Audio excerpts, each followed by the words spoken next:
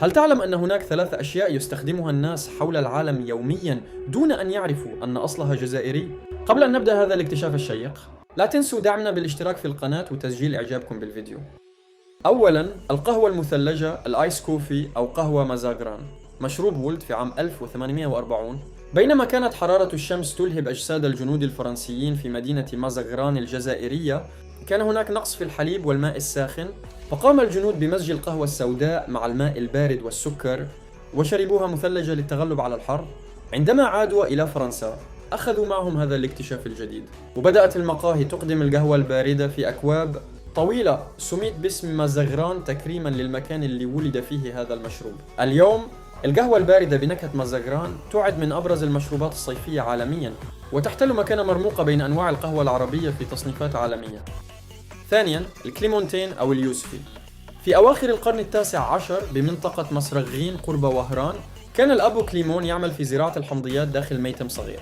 بمساعدة الطبيب والنباتي الفرنسي ترابو، قام بتهجين شجرة الماندرين مع البرتقال الحلو، وظهر نوع جديد من الفاكهة. سميت هذه الفاكهة باسم كليمونتين نسبة إلى الأب كليمون. ما يميزها سهلة التقشير، خالية من البذور، ومذاقها حلو ومنعش.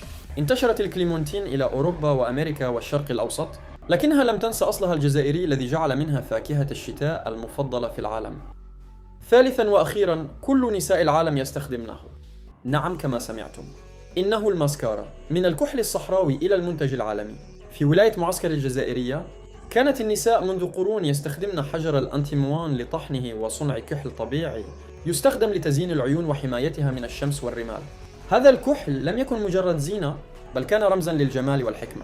طريقته الفريدة ألهمت لاحقاً الشركات الأوروبية اللي بدأت بتطوير منتج جديد لتزيين العيون وسموه ماسكارا تكريماً لمدينة معسكر الجزائرية. واليوم لا تكاد تخلو حقيبة تجميل حول العالم من الماسكارا، بينما القليل فقط يعرف أنها ولدت في قلب الصحراء الجزائرية. 3 مدن، 3 رموز، وكلها تؤكد أن الجزائر ليست فقط بلداً غنياً بالموارد، بل مصدراً للإبداع والتأثير الثقافي، من القهوة إلى الجمال ومن الفاكهة إلى التاريخ.